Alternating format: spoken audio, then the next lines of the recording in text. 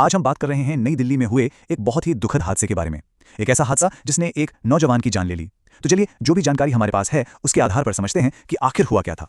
तो खबर कुछ ऐसी थी कि दिल्ली में एक तेज रफ्तार टेम्पो ने बाइक को टक्कर मार दी और इसमें एक 15 साल के लड़के की मौत हो गई। देखिए, ये सिर्फ एक हेडलाइन नहीं है, ये एक पूरी जिंदगी की कहानी है जो कितनी अचानक बस खत्म हो गई।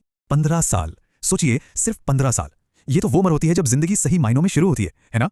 पर इस हादसे ने इसे एक बहुत ही दुखद अंत बना दिया। तो आखिर उस शनिवार की शाम को हुआ क्या था? चलिए, एक एक करके जो जरूरी बातें हैं उन पर नजर डालते हैं। जिस लड़के की जान गई उसका नाम विशाल था। उम्र जैसा हमने बताया महज 15 साल, और वो दिल्ली के हैदरपुर गांव का रहने वाला था। तो हुआ ये कि विशाल अपनी मोटरसाइकिल पर था और पीछे से एक बहुत तेज रफ्तार टेम्पो, आप मिनी ट्रक कह सकते हैं, उसने आकर जोरदार टक्कर मार दी। और ये हादसा हुआ नई दिल्ली के शालीमार बाग इलाके में। अब ये काफी व्यस्त इलाका है, तो जाहिर है इस तरह की घटना पर सबका ध्यान जाना ही था। अच्छा, तो हादसा हो गया, इसके बाद अधिकारियों ने क्या किया, मतलब पुलिस और एडमिनिस्ट्रेशन की तरफ से क्या एक्शन लिया गया, आइए ये देखते हैं। तो देखिए, जैसे ही पीसीआर कॉल आई, पुलिस टीम फौरन मौके पे पहुंच गई। सबसे पहले तो उस टेम्पो को अपने कब्जे में लिया गया और फिर सबूत जुटाने के लिए क्राइम टीम को भी बुलाया गया। किसी भी जांच के लिए ये शुरुआती कदम बहुत जरूरी होते हैं। पुलिस के एक सीनियर ऑफिसर ने भी इसकी पुष्टि की। उनका बयान था कि पीछे से आ रहे एक टेम्पो ने मोटरसाइकिल को टक्कर मार दी, जिससे मौके पर ही एक नाबालिग की मौत हो गई। तो ये एक तरह से ऑफिशियल कंफर्मेशन था कि हुआ क्या है। देखिए, जब भी हम ऐसी कोई खबर सुनते हैं तो उसके पीछे एक परिवार का वो दर्द होता है जो कभी भर नहीं सकता। तो अब बात करते हैं इस कहानी के सबसे मुश्किल हिस्से की, विशाल के परिवार के बारे में, उनके दुख और उनकी मांगों के बारे में।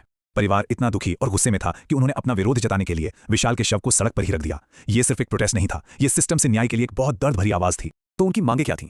पहली, कि आरोपी के खिलाफ सख्त से सख्त एक्शन हो। दूसरी, कि टेम्पो का ड्राइवर और मालिक दोनों पब्लिक में माफी मांगे। और उनका एक आरोप भी था कि पुलिस ने टाइम पर एक्शन नहीं लिया। आप देख सकते हैं कि इसमें उनकी हताशा भी है और न्याय की एक जोरदार मांग भी। तो सवाल यह है कि अब इस केस में आगे क्या हो रहा है, मतलब इन्वेस्टिगेशन कहां तक पहुंची है। चलिए इस पर भी एक नजर डालते हैं। तो फिलहाल पुलिस ने केस तो रजिस्टर कर लिया है और अब जांच इस बात पर हो रही है कि ड्राइवर का रोल क्या था और उस वक्त असल में एक एक करके हुआ क्या था, मतलब पूरा सीक्वेंस ऑफ इवेंट्स क्या था। तो देखिए, ये घटना सिर्फ एक सड़क हादसे की खबर बनकर नहीं रह जाती, ये अपने पीछे न्याय से जुड़ा एक बहुत बड़ा सवाल छोड़ जाती है। एक ऐसा सवाल जिस पर सोचना हम सबके लिए जरूरी है। और वो सवाल यही है कि जब ऐसी कोई त्रासदी होती है तो एक परिवार के लिए न्याय का मतलब क्या होता है? क्या सिर्फ मुजरिम को सजा मिल जाना ही न्याय, या फिर इसमें जवाबदेही भी शामिल है, या शायद कुछ और, कुछ ऐसा जो उनके टूटे हुए भरोसे को थोड़ा बहुत जोड़ सके।